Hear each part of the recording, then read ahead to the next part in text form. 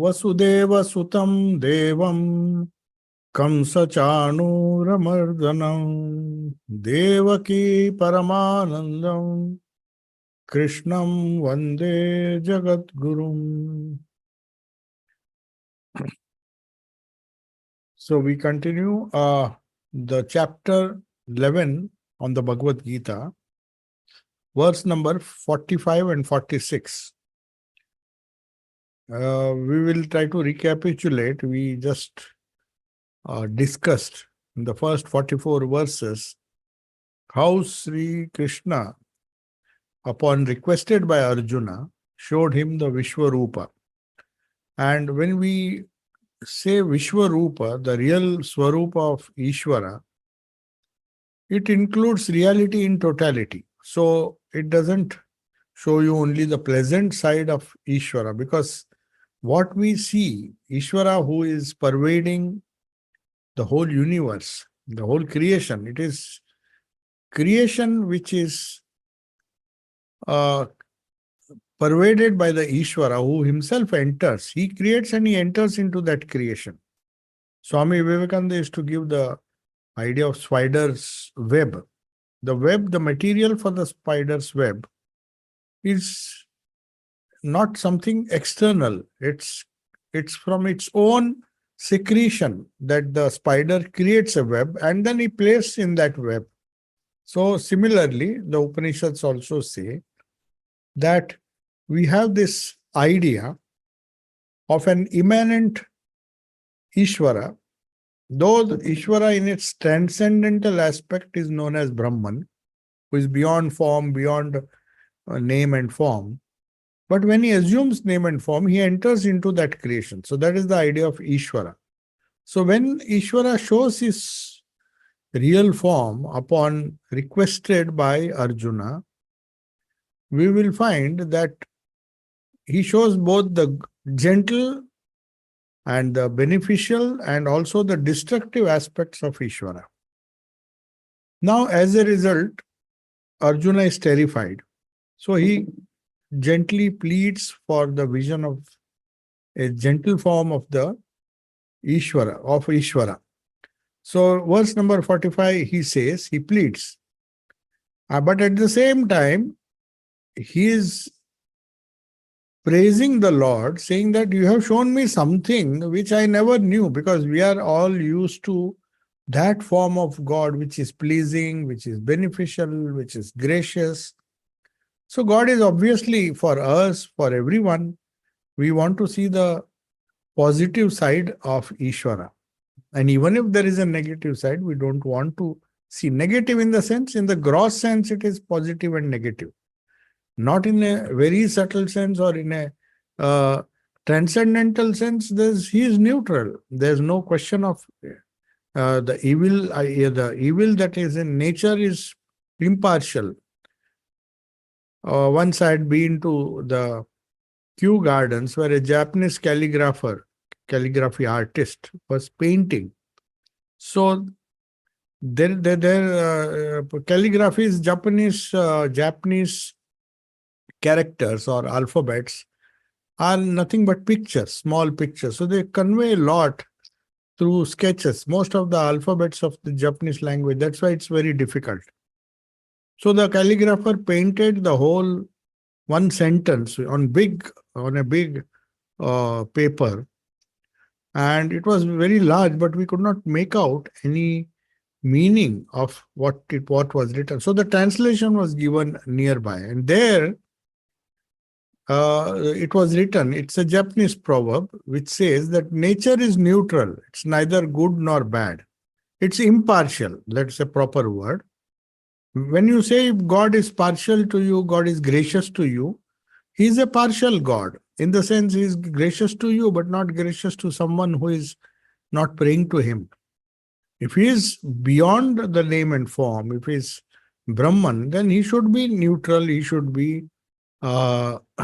he should be impartial. So according to Japanese ideology, nature is impartial.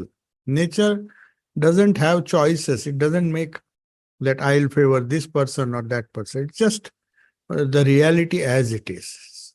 So only when people try to tamper nature, they become good or bad people. So when we human beings who have got an independent will, nature by itself moves in a very uniform way. It doesn't have any choice. It's a very wonderful cosmic order that God has created. Only when we disturb that cosmic order, the law of cause and effect comes. So if we disturb that cosmic order, if we align ourselves to the cosmic order, then we will be released. But released means we will be free from the. But if we tamper with nature or anything, human beings, anything, then the terrible form is also the result of that action. So you can't do evil action and expect good things to happen to you permanently. It may happen for some time. The effect of the evil causes, evil actions that will someday or the other, it will result in evil effects. So that is what Arjuna is shown. But at the same time, he understands this is the truth of the universe. The universe has, Lord has both the gentle form, the beneficial form, the positive side, and there is the negative, good and bad. It's a sum total of that is the universe. So he says very carefully, uses the word that he doesn't say, I don't want to see the terrible side. He said, after having shown me what was never seen before, by your grace, I saw the other side also. So I have now understood in totality what you are. But I would like to see your gentle form. So he is very cleverly telling without showing any. Of course, he has a preference. He wants to see only the gentle side. That is what every one of us want. We don't want to see the terrible side.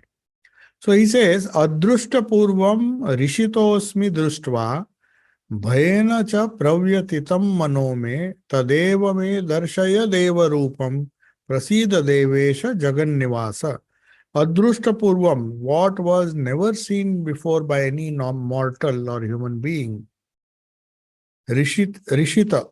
Rishitaha means I am delighted by that. How much he is delighted, I don't know, because there were the terrifying aspects also. So he might not have, but he was obviously delighted because he could see what others could not see. That's why what was never seen before, not only by him, but by anyone. So this Vishwarupa was the first time revelation of the Lord because Arjuna deserved it, or maybe he prayed for it and Sri Krishna granted that vision to him. Then he says, Asmi, I am, after seeing this, what was never seen before, Bhayena, now he admits that you have caused a lot of fear. Bhayena cha pravyatitam. My mind somehow is full of fear. Bhayena cha pravyatitam means it is in a very distressful state. Manaha me tat. So I am distressful because I have seen both the sides. Whereas a ordinary devotee who is praying to the Lord to be gracious to him, to be kind to him, to be gentle to him, he doesn't see the other side. He thinks, or maybe he ascribes the evil side to devil. So he creates two realities. One is God and the other is devil. So devil is the one who shows terrible things. Whereas India doesn't have that dual concept. There's only one God, and he is the all-pervading reality. So simply by the sheer effect of karma theory, the cause and effect theory, if we do bad karma, God shows his evil. He destroys evil, in fact, whether it is in the gross or in the minds of people. His job is when adharma rises, as he said, yada yada dharmasya glani. Whenever there is a glani or there is a problem with dharma and less people practice dharma. To maintain balance, I come, the Avatara says, the incarnation has to come to maintain the balance. Then again, dharma will prevail. And then again, adharma will put, because of the cause and effect, a lot of people doing evil actions will result in a lot of wars and all sorts of trouble. And then the Lord has to maintain a balance. So that's why this killing, destruction, and everything is explained. And Arjuna is happy that he has seen that form, the other aspect. But at the same time, he says, you have shown me, and only to me you have shown. I am grateful to you, but I am also full of fright, because that terrible scene is too much for even a person like me. So he says, Darshaya Deva Rupam Prasida Devesha Jagan Nivasa. O Lord of God, show me, have mercy upon me. Please remove my fear and distress. And Jagan Nivasa, you are the abode of the universe. So I rejoice that I have seen what was never seen before, but my mind is now confounded with fear. It's full of fear and distress. Show me only that form, O God. That is the gentle form. Have mercy upon me, O God of gods. And Jagan is addressing him as O God of gods. Prasida Devesha, Lord of gods. Devesha, Isha means Lord. Deva, who is the Lord of even the gods. I mean the lesser gods. So one who is ruling over the gods. So he is saying, you are capable of showing me everything. But at the same time, to remove my fear, you just show me your merciful side. Only show that form which I can, which will not cause any fear or distress. So, he does not now want to see anymore the terrible vision. He had enough of it. Now that he knows the reality. So that is why Swami Vivekananda says in his Karma Yoga or many other places in Jnana Yoga also, he says that when you have sounded, when you search for truth has taken you and you have explored everything and you go to the bottom of, he says, he uses a particular word, you go to the bottom of the sea and have sounded the depths of what life is about. So you have had all sorts of experiences. Then the soul, he says, automatically sees that there is no solution in this world. So it just by sheer uh, disgust or sheer fear or maybe sheer disappointment, he says, no, there is nothing worthwhile. That is what is known as vairagya. So there is nothing worthwhile. For petty things we quarrel, for petty things we even give our life, for petty things we speak ill of others. So many things we do. But is it really worth it? But for that we have to know the evil consequences. So Krishna has shown in the Vishwarupa that see, these people are going to die. He also showed who is going to die, who is going to. And he says, you are just an instrument. So it's a cause and effect theory which is taking toll of the people who are going to either be injured or die in this battle. You just disassociate yourself. You have enough problems of your own. You focus on that and just fight the war because that is your swadharma. But I have already killed them. I have done whatever is necessary to maintain a balance. So Sri Krishna says, tells him all these things, and he says, I have now understood. And as part of the vision, divine vision, I have seen the terrible vision. But he says, please put me in communion with the pleasant aspect of the cosmic form of yours. I am happy with that. So now there is a very interesting parallel from Sri Ramakrishna, Gospel of Sri Ramakrishna. See, since we read the Gospel, you see, Thakur had his own way of explaining this. He did not just say that Vishwarupa was shown, and because many people would also feel that it's not possible for us to see the cosmic vision. Arjuna could see, but none others, even in the battlefield, nobody could see. So how is it that I will develop that vairagya without seeing that? If one sees, he says, I have seen that. So the boisterous, the terrible aspect is by the way. The purpose of that is just to generate some vairagya. It's not that you should meditate on the terrible aspect. It's the blissful aspect, the peaceful aspect, which we want to attain, we have to meditate upon when we meditate on Ishvara.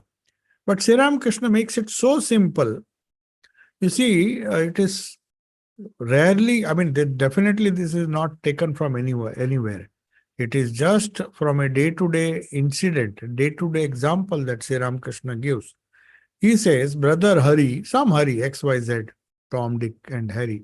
So, Brother Hari puts on, say for example, he says, Brother Hari puts on the makeup of a lion for the fun of it and teases his little sister into fear. So naturally, we see in the household, Thakur must have seen the elder boy or girl, the elder children, they know how to just put some fear in the younger children. So they just imitate. They put a terrible mask of a lion and with a terrible face. And then he makes fun and he tries to frighten that small girl. But when he sees that his joke is too much for the timid girl, the joke he was playing, trying to put on that, because the young girl doesn't know how to distinguish between a mask and a real person. So it's just like the terrible form is the mask of God. That's what Sri Ramakrishna says. He says when it is too much, the elder brother realizes that this girl is now panicking, crying. So he throws away the mask and reveals himself in his true form, that I am your brother. This was just a mask. So in this same manner, Thakur says in the Gospel, Brahman covers himself with the veil of Maya. So Maya is like a mask. So Maya is neutral, as the Japanese proverb says. Maya is neutral. It can show you the terrible form, it can show you the gentle form, depending on what you aspire, what you pray for. If we mess with people, mess with things, mess with situations, then obviously we'll see the terrible form. We will have depression, we will have fear, which Arjuna had, because he wanted to poke into into everything, the things that really did not matter to him. His job was to fight. He was told many times that your job is to fight. Karmanne vadikaraste mafaleshu kadana. Kadachana. But he wanted to know, he was curious to know who will win, who will. That is a common human weakness, that we are very keen. We take our actions so seriously. That is what he says, Sri Ramakrishna says, when Maya, Brahman covers himself as it were with Maya, just like this boy covered his face with an artificial mask of a lion. But when the sister was panicking, that means when you develop this yearning, when you sound reality to its depths, as Swamiji said, when you go to the bottom of the ocean and know every inch of the ocean, from the surface to the bottom, then he says our spiritual journey begins, because then you know that it is, I have seen all that I have to see. The nature of God will always be like that. So this is a never-ending cycle of karma. So he feels that he has to just get rid of Maya in whichever way, through prayer, through japa, through any spiritual practice that removes this destructive and terrible mask. And when the veil of Maya is removed, he shines, he means Brahman shines in his original calm and blissful splendor. So it's not that it is a happy or a joyful face. Its calmness itself is joyful. So you might have seen, when we ourselves experience, though sometimes we may be in a very agitated state with regard to situations or with regard to people. Even then our mind is disturbed. It's not peace or calm, peaceful or calm. But even when we are full of joy, when we go to the other extreme, even then our mind is not calm. So if we make too much of merry sometimes, or too much of say socializing, thinking that it's giving us joy, it appears like a joy, but it is not joy. Joy can come only when there is calm, when there is peace. So even after a heavy party or maybe some hangover and all, when you just feel, oh, I was better off alone. Whenever I went to maybe either quarrel or even to be good to others, the reaction is always disturbing. So why not just withdraw? So that is what Sri Ramakrishna means when Arjuna says, I know you have shown me the powerful aspect also. Not that he showed only the terrible aspect. In the beginning, you see how nicely he showed him with gorgeous instrument. That is how we approach God. We want God to be very powerful, very nice, uh, full of strength, full of things that we like. If we like a certain amount of sweets, we'll give it to God and we'll say that God likes this sweet. So whatever we like, whatever we prefer in life, on a large scale, we think God also likes it. So that is why there are so many mythological gods, where each god's say Ganesh likes modak. Maybe the person who likes modak, he will say that because Ganesh likes modak, I'll offer it and eat prasad. So also all the different sweets and good things of life we offer, because why do we offer gold to the God doesn't need our gold. But because we love gold, we think by offering God gold, we get only gold in our life. So even good things, pleasant things, does not give you peace. The point here he makes is, whether he puts the mask of a lion or a mask of a lamb or a very pleasant mask, the mind is still disturbed. The original phase is always calm and blissful and peaceful. So when we see, or when we try to see, or when we really see him by the grace of the Lord, our Ishta, after meditating on his form, name and form, which is calm and blissful. See, Sri Ramakrishna, he says, it is blissful because it is calm.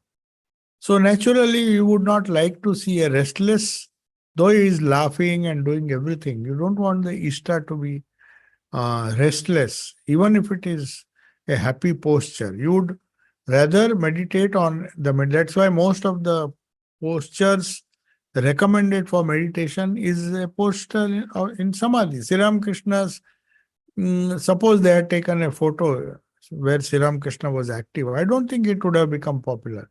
We have so many photos of Buddha, paintings, which show him active, giving money to a poor man, saving somebody's life. There are many paintings, but the main painting which is worshipped, or the main statue that is worshipped, is in a meditative pose.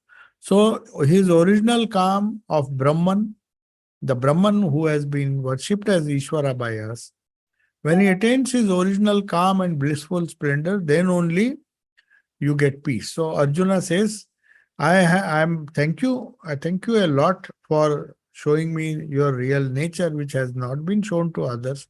But at the same time, you withdraw, just come back to your original calm and undisturbed face. So that original blissful splendor I can see. So Sri Ramakrishna uses that. So till the mask is there, good or bad, our minds are disturbed. Don't see it is Mahamaya only. So Arjuna now appeals for the reveal. But having said this, he knows that it is the calm form that is desirable, but still he wants to see, he still has fear. He still wants to hold on to the strength-giving, strong, auspicious form, because that is every human being is concerned. He doesn't want anything auspicious to happen, but if it happens, it's a different question. But nobody will deliberately say that let only auspicious things, unauspicious things happen to me. Everybody wants the auspicious and pleasing form, that things may go right in my life, everything is fine. But only when you compare the two, then you say, I neither want the terrible nor I just want a calm meditative pose or calm meditative interaction with my Ishta, nothing else or nothing more. Then he says he wants, now unfortunately the desire is propping up in Arjuna because he still has not withdrawn from the world. So he has his own idea of justice or idea of regaining back the kingdom. That is why he is prepared to fight. So he says, now he tries to project what he wants to be on God. That's why he says again he comes with all this wisdom and knowledge that he has been given. He knows that it is good to be peaceful, it is good to be calm.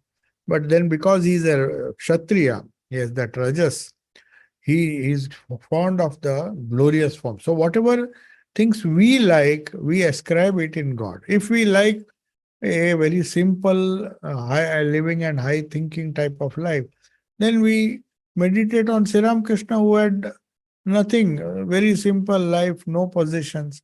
But if we meditate, we are Rajasic ourselves, then we will meditate on the uh, powerful aspect, good, protecting, one who is always protecting me with the sword and with all sorts of worldly jewels and other things, because I like it. And if I like certain food items, and then I'll offer that, saying Krishna likes this food, or Ganpati likes this food, or somebody else likes this food. Oh, he is fond of these flowers, and all. These were additions. So he wants, now his idea is, because in his subconscious mind he wants the throne, he wants to regain the kingdom. Naturally, the crown will come with that. So he says, Kiritinam Gadinam Chakra Hastinam Ichhami Tvam Drishtum Tathaiva Tenaiva Rupena Chaturbhujena Sahasrabaho Bhava Vishwamurte. He said, I want to see, I desire to see you in your glorious aspect, crowned, bearing a mace. Because the Vishwarup which he saw in the beginning, Vishnu is with four hands. Krishna showed himself with four hands. Shankha, Chakra, Gada and Padma. These are the four things he is holding in his hand. So he says, I desire to see you as you showed me before you showed me the terrible aspect, bearing a mace and a discus in hand. In your former form only, the first form that you showed, having four arms, O thousand armed, O universal form.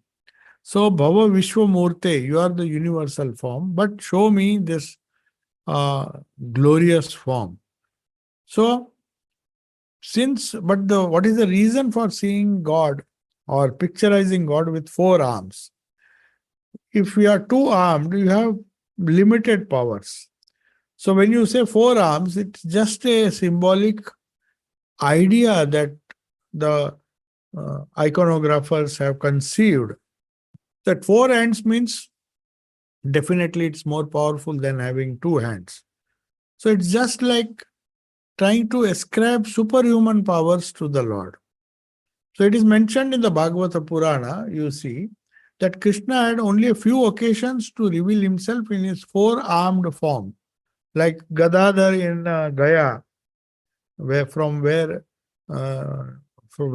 Sri Krishna's father had a vision, and Gadadhar spoke to him that I will come be born in your uh, house as a child.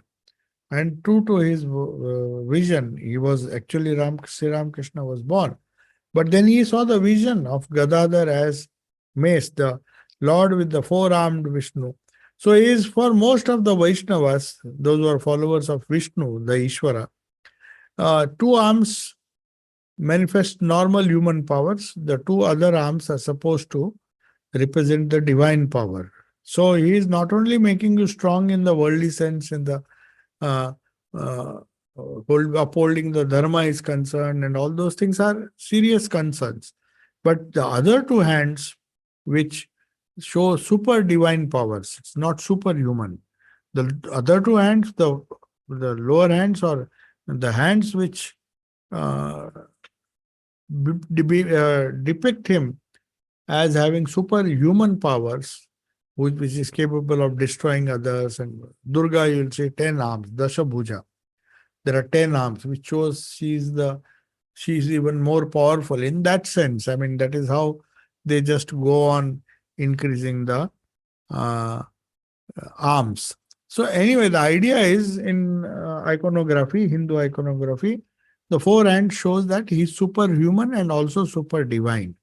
If you represent the Ishta with two hands, then we will call him at the most superhuman.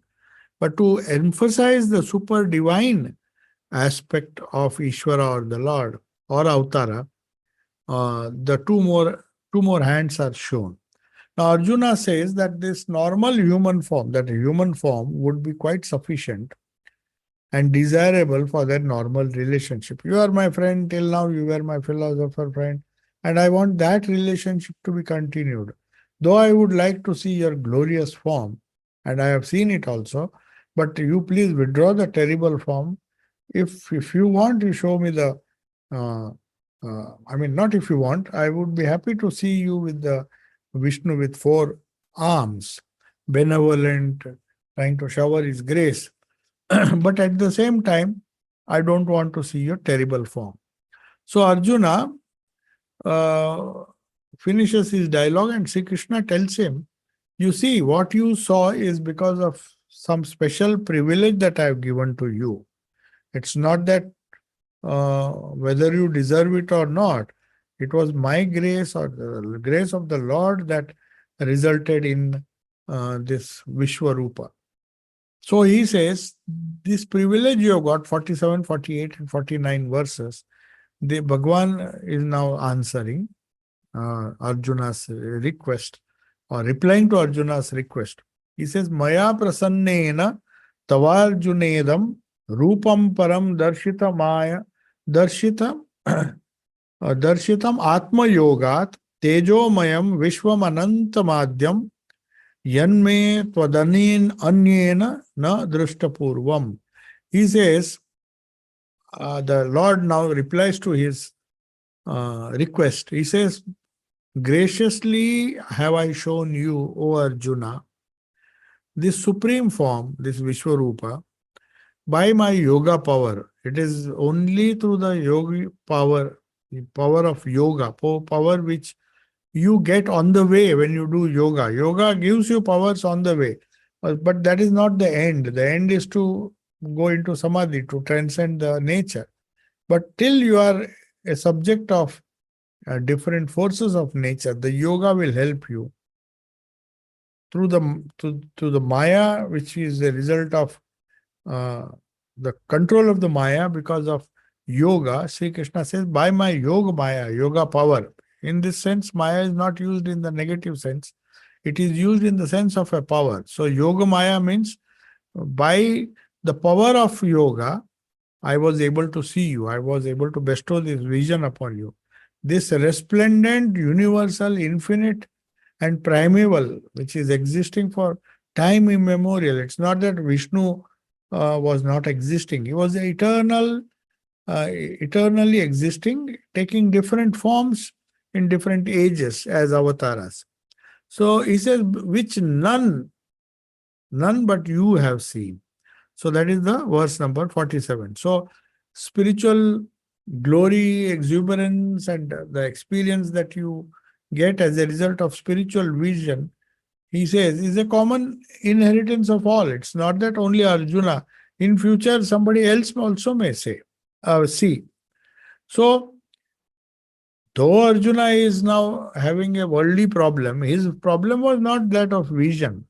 Otherwise, why would he fight the battle? If vision was the only problem, he would have gone into the forest or gone into seclusion to do sadhana. That was not. He was having a worldly problem, and in the process, he is curious to see the Lord's and attain a little bit of spirituality. So he says, though the problem may be worldly, Sri Krishna knows that the solution has to be found with the help of Ishvara. It's not so easy. It's not a simplistic solution that we can. If it is a simple problem, simplistic, but these are deeper problems. Problems of fear, problems of anxiety, problems of uncertainty, problems of security. There are so many problems, health problems of gross health also. So there are many things that are part of the functioning of Ishvara. So he say,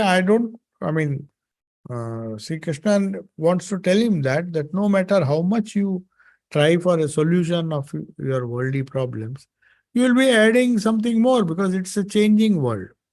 And that is the Maya, Mahamaya of Shakti, that is Shakti herself, is blocking the real vision. So even if you have the vision by my grace, you will cease to have it, because that is how Mahamaya works.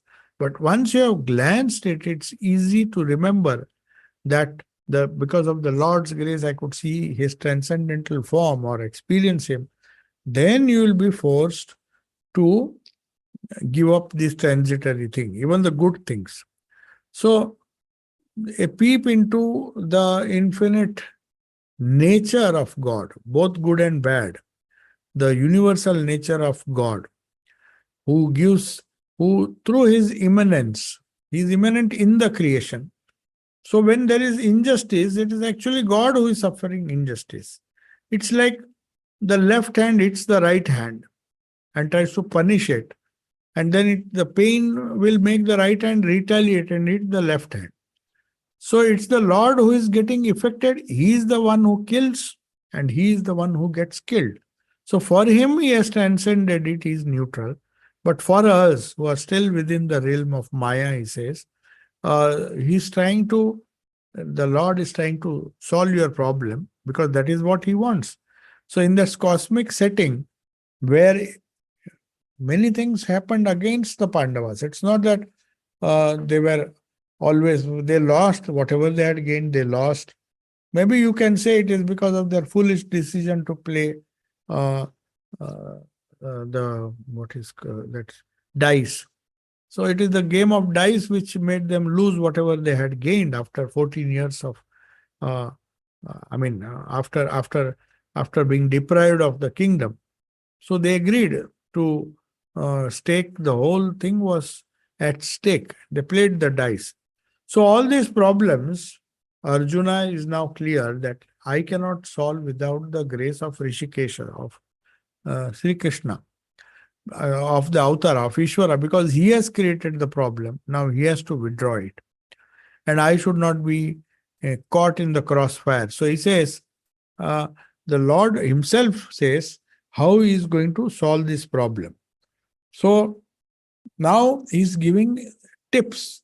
It's till now we saw what Arjuna saw, what Arjuna asked, what he saw, and how much fear came. And now he is now keen to know that I don't want to get this fearful vision again.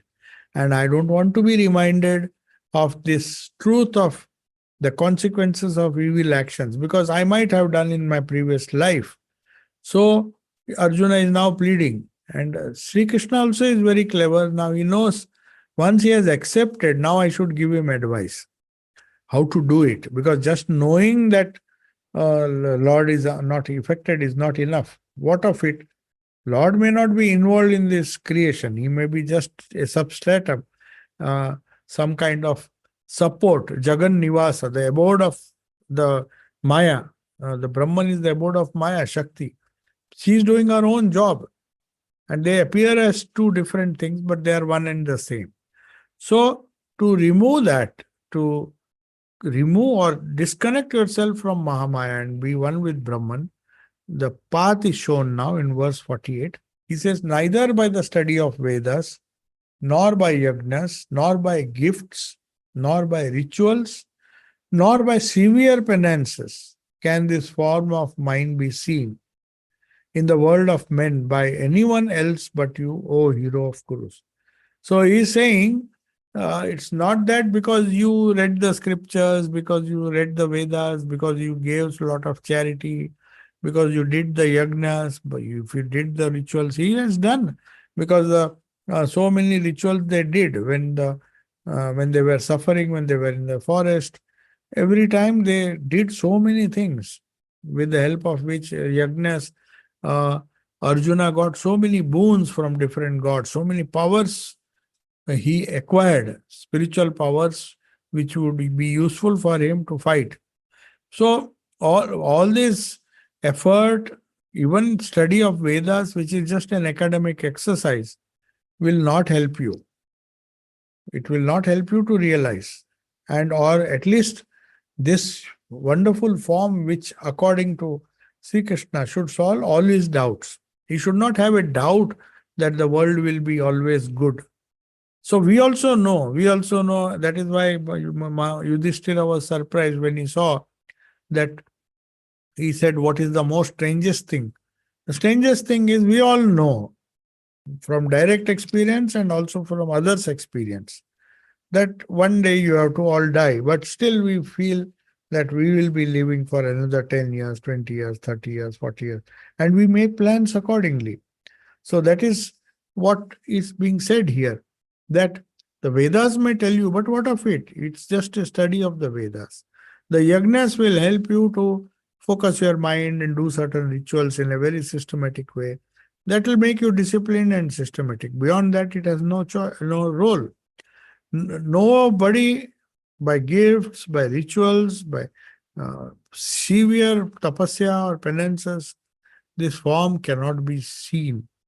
Uh, that form that you saw now is so rare. So because you are the whole hero of the Kurus. So he says, Kuru Pravira, means you are the great hero of the Kurus. That is why you are lucky and you have seen this because of my grace. Na Veda Yagna Adhyayanai. Veda and other things, no matter how much you read, by the study of Vedas and Yagna. Na Dane, not by giving gifts. Na Tapobi, by austerities also you cannot gain. By severe penances also you can't do. But evam rupa shakya aham nriloke, in the world of men only you could see this glorious form of mine, anyena, other than all else. That means nobody else has seen this form of mine, which because of my grace you could see. That's why it is closing the conversation. Then Sri Ramakrishna tells something very interesting here. He says, all the meritorious acts, he doesn't say, but Sri Ramakrishna is trying to give a beautiful, not parable actually, but something which he has observed in day-to-day life. He gives a nice example to explain this. So all the meritorious acts that are described, yagna, gift, all these things people do and should be encouraged to do, because the meritorious acts are good in themselves. If you go on doing it, it will exhaust some karma, definitely. But in the practice of all of them, egoism prevails. You see, we make gifts, we make seva, we do so many things. But the problem is the ego. We feel hurt if our contribution is not recognized. So, Sri Ramakrishna will give a beautiful example. And he, of course, this is in a different context, but it is relevant here, that all the practice of all these yagnas, if it is accompanied by the practice of ego or strengthening of the ego, then you feel all these things have been a waste, because the ego has a peculiar tendency to nullify the effects of the good things that you have done. You have done abundantly good things. You have been doing punya throughout your life, and you also have that ego that you see that person is like this, that person is like this. He is doing so many. What will happen to his karma? That itself shows that one has not really done good karma, because that ego has not gone. So that is why, to caution him, whatever individualism Arjuna had, Krishna is very careful to point out that you should not take it to your head that you are the only one in the whole army who could see this. And when I said that nobody in the past has seen. So don't think it is because of your good deeds. You might have done good deeds. You might have done all yagnas, so many yagnas he did in the forest, so many penances he did. So don't think it is because of that. Others have also done, but they don't get it. So if you depend on me, devotee gives himself totally to the Lord. Now, I have done what I have to do. Good or bad, I don't know. I have done, but thinking that it is good, I have done dana, I have done yagnas, I have done japa yagna, I have done so many things which are considered to be positive helps to spiritual life. But I should not have the ego. That is why the Lord is now pointing out. So Sri Ramakrishna gives an example. He says one man gets intoxicated with one peg of liquor. Of course, it's a crude example, but it conveys this idea. He says, while another needs an overdose of it before he becomes tipsy. Means each one has a different capacity. For some, a little effort may be enough to realize, which is the case with Arjuna. Not that others were not spiritual, all deserved to see, but why Arjuna himself could see, not others. So that ego might come, that I am, you see, I have got the grace of the Lord. But he says God has created us in different ways. Some may need one peg of liquor and he will go tipsy. That means he'll get the effect of that liquor. Whereas others, they have to take several doses even to get tipsy. But when intoxicated, see, this is a very important point. Both of them, one who has taken one peg of liquor or one who has taken many doses, the intoxication is the same.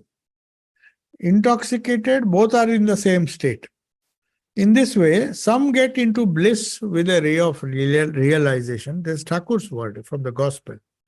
While others do not come after coming into the blaze of the divine presence. So that is why Holy Mother once she was asked by some devotees, women devotees who used to say, I have done so much of japa, I cannot see anything. I don't have a vision. I have never seen the divine presence. So Mother said, what will you gain by having a vision of God with 4 hands? Will you grow 2 horns? You will be the same person. Nothing is going to happen if you have a vision. But that's not an indicator of spiritual progress. Yes, you wanted to see, you saw. But does that mean that that divine presence has transformed to some extent? However, the effect, so those who have visions, we know when Narendra once complained, he said all of them seem to have this Bhav Samadhi, and it is real obviously because you are confirming.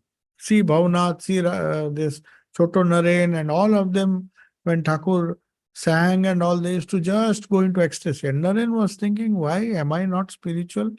I don't feel anything, nor do I have any.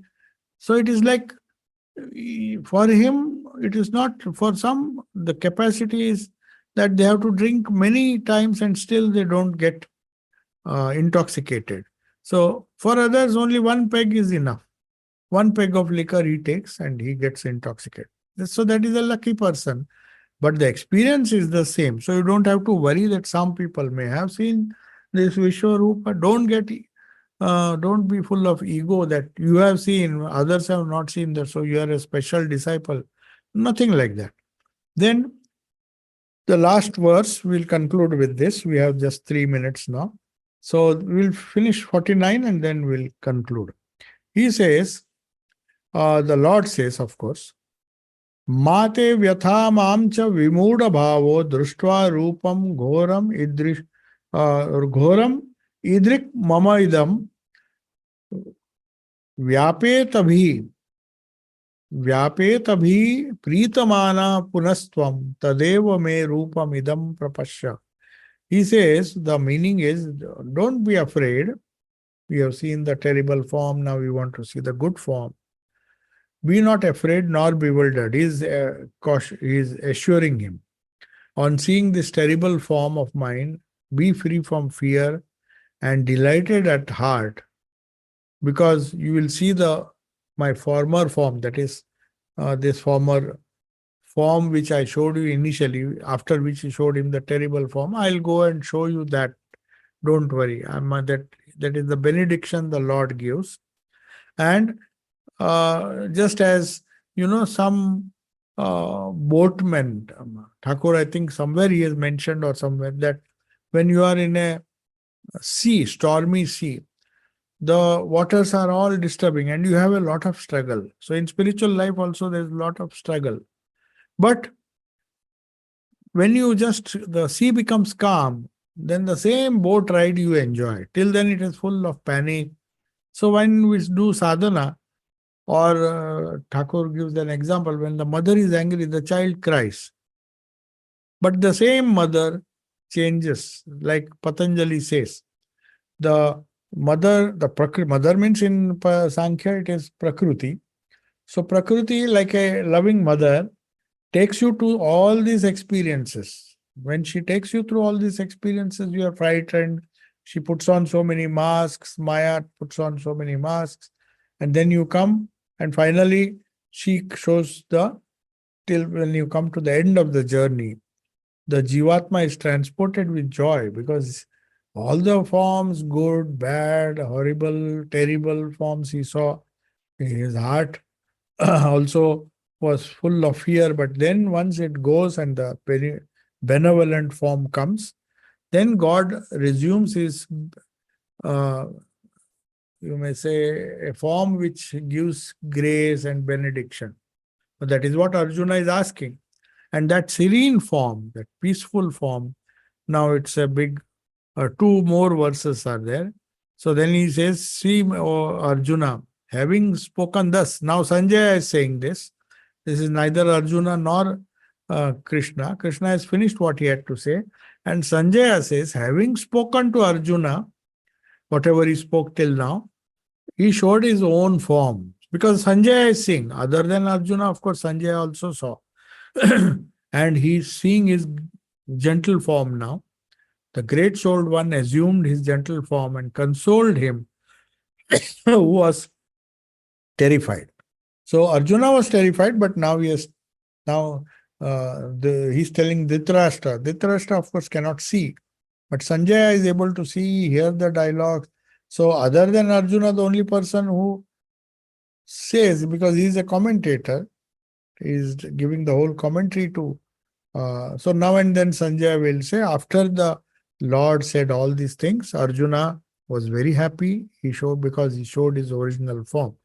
So we will conclude. Then Arjuna will also say, yes, I am very happy having seen your gentle form. I am now composed and I am restored to my own nature, which is peaceful, which is neither good or full of joy, mirth, and happiness, but neither it is the terrible form. So if you meditate on God as neutral, as Akshara, means one which does not change, one does not wear out, which is always the same, will not take good and bad forms alternately.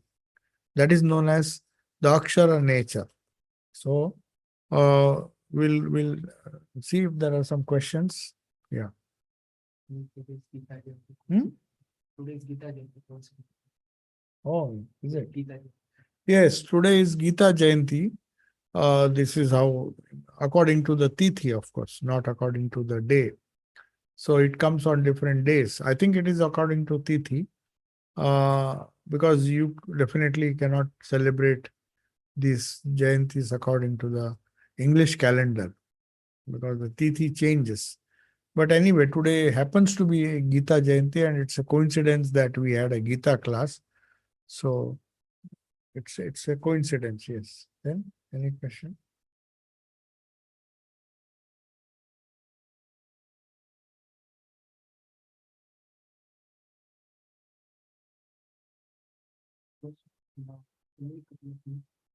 Pardon? Yeah, if somebody has typed any question, I can just answer if in the chat. Otherwise, we'll conclude for today. Tomorrow is Christmas Eve celebrations here.